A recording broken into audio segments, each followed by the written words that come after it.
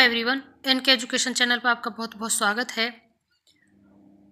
उत्तर प्रदेश में शिक्षक भर्ती कब आएगी, यूपी टेट, सुपर टेट कब होगा, ये सभी हमारे व्यूअर्स और जितने भी जिन्होंने सी टेट या यूपी टेट पहले किया हुआ है बैठे हुए हैं कि जैसे ही वैकेंसी आएगी, क्योंकि जो नया शिक्षा सेवा चयन आयोग था वह भी पूर्ण गठित हो चुका है। उसके जो अध्यक्ष और सदस्यों का चुनाव की प्रक्रिया है वह भी पूर्ण है लगभग।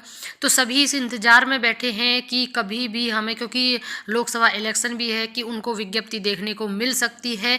लेकिन अभी में कल जो विधानसभा में बैठक हुई थी, वो जो प्रथम सत्र किया गया था, उसमें माननीय बेसिक शिक्षा मंत्री ने जो कहा वह वीडियो भी बहुत ज़्यादा वायरल हो रहा है सोशल मीडिया पर। साथ में उसका रिटर्न यह प्रारूप अपनी स्क्रीन पर देख पा रहे होंगे, जिसमें माननीय शिक्षा मंत्री से प्रश्न पूछा गया था। प्रश्न आपके समक्ष है।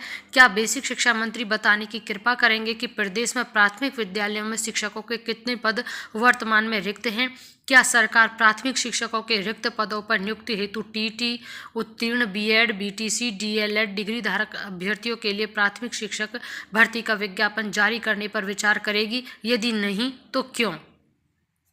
यह प्रश्न प्रथम सत्र में पूछा गया था, जिसका जवाब दिया गया कि परिषदीय जी नहीं से जवाब है, जी नहीं यानी कि नहीं है।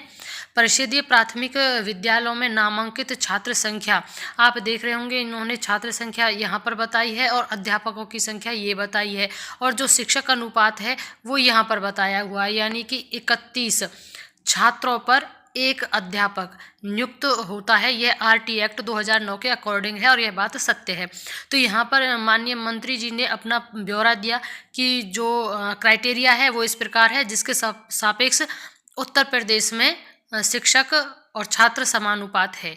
आगे देखिए वो क्या कहते हैं कि प्राथमिक विद्यालयों में शिक्षा मित्रों की संख्या, यहाँ पर शिक्षा मित्रों की संख्या इन्होंने दी हुई है 1,47,766 को सम्मिलित करते हुए छात्र शिक्षक अनुपात 21:1 है, जो कि मानक के अनुसार पूर्ण है।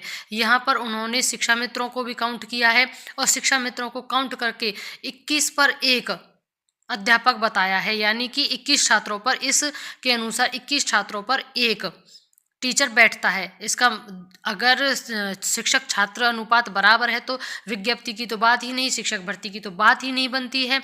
आगे वो कहते हैं कि उत्तर प्रदेश बेसिक शिक्षा परिषद के अधीन संचालित परिषदीय प्राथमिक विद्यालयों में सहायक अध्यापक के पद पर चयन एवं नियुक्ति की कार्यवाही उत्तर प्रदेश बेसिक शिक्षा अध्यापक सेवा नियमावली 1981 अद्यतन संशोधन में निर्धारित शैक्षिक प्रशिक्षण अर्हताधारी अभ्यर्थियों हेतु जनपद स्तर पर गठित जनपदीय चयन समिति के माध्यम से संपादित की जाती है।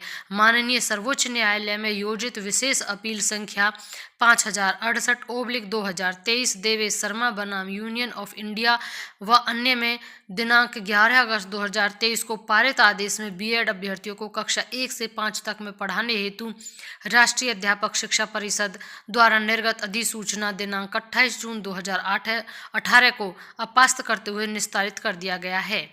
यह उन्होंने कहा है, यहाँ पर उनके साइन हैं, यानी कि उन्होंने समानुपात की बात कही है। और इसी को लेकर सोशल मीडिया में बहुत एक तरीके से परेशानी है सभी जो बीएड करे बैठे थे, सीटेट किए बैठे थे, जिनको लग रहा था कि उत्तर प्रदेश में वैकेंसी आने वाली है। लेकिन इस बात से उनमें काफ़ी मायूसी देखने को मिल रही है, क्योंकि जब छात्र शिक्षक अनुपात ठीक है तो फिर शिक्षक भर्ती हो ही नहीं सकती, क्योंकि शिक्षक भर्ती तो होती है तब जब शिक्षक की डिमांड होती है, बच्चे ज़्यादा होते हैं। लेकिन यहाँ पर तो समानुपात बराबर बता दिया गया है, समानुपात है सब कुछ। तो ये लेकर उधर से शिक्षा मित्रों में भी इस चीज़ को लेकर, इस टिप्पणी से उनमें भी विवाद छिड़ा हुआ है। वो कहते हैं कि हमें ना ही समान कार्य के लिए समान वेतन मिलना चाहिए, जब हमें वह भी नहीं मिलता तो हमें आप असिस्टेंट टीचर भी नहीं मानते, तो अब ये गिनती हमारी शिक्षकों में क्यों की जा रही है?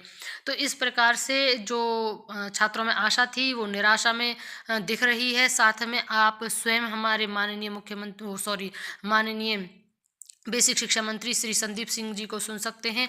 आगे उनका वक्तव्य है, सुनिए, देखते हैं कि कब तक। लग नहीं रहा कि अब उत्तर प्रदेश में फिलहाल कोई वैकेंसी आने वाली है। सुनिएगा संदीप जी को। होना चाहिए जो प्राइमरी में एक शिक्षक 30 बच्चों के लिए होना चाहिए और अपर प्राइमरी में 35 बच्चों पे एक शिक्षक होना चाहिए। इस अनुपात को हम सब लोग अभी बरकरार रखे हुए हैं और इस अनुपात जब पूरा है तो पठन पाठन के कार्य में किसी तरह की कोई दिक्कत नहीं आ रही है। और मैं बताना चाहता हूं कि हमारी सरकार के अंतर्गत पिछले 2017 से लेकर के अभी तक 1,26,371 नए शिक्षकों की नियुक्ति भी की गई है, जिससे जो शिक्षकों का अनुपात है उसको हम सब लोगों ने बराबर लेकर के आने में हम सब लोगों ने प्रयास किया और शिक्षा व्यवस्था को और सुदृढ़ और मजबूत बनाने का काम किया गया है। माननीय अध्यक्ष जी, आपके माध्यम से यहाँ पे 69,000 भर्ती के बारे में भी माननीय सदस्य ने प्रश्न उठाया। मैं इसके बारे में जानकारी देना चाहता हूं कि 69,000 जो भर्ती की प्रक्रिया है, वर्तमान में न्यायालय में इसकी सुनवाई चल रही है और जो भी निर्णय इसका न्यायालय से होगा, हम सब लोग समय के साथ इसमें जो भी डेट्स पड़ रही है उस पर हम सब लोग जाकर के सरकार का पक्ष रखा जाता है। हर एक बात को समय के अनुसार किया जा रहा है। जो भी माननीय न्यायालय से इसमें निर्देश प्राप्त होंगे, क्योंकि ये न्यायालय में इसकी चर्चा चल रही है, मुझे नहीं लगता है कि यहाँ पे सदन में इसके बारे में कोई हमें प्रश्न उठाना चाहिए।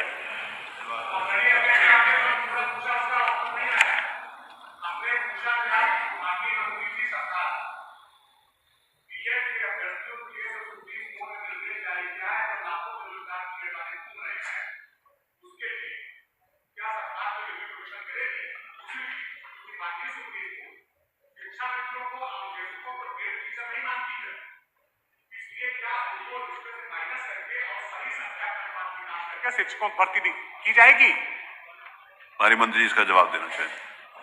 वही वर्तमान में माननीय अध्यक्ष जी, जिस तरह से मैंने बताया कि अनुपात अभी बराबर है और पठन पाठन के कार्य में किसी तरह की कोई दिक्कत नहीं आ रही है। शिक्षा मित्र और अनुदेशकों के माध्यम से जो पढ़ाई का कार्य है वो किसी भी तरह से बाधित नहीं हो रहा है। अभी वर्तमान में सरकार की कोई भी नई नियुक्ति निकालने की प्रक्रिया अभी प्रक्रियाधीन नहीं है। अगर आने वाले समय में होगी तो सदन को उसके बारे में जानकारी दी जाएगी। संख्या 2 स्वामी ओमवेश जी।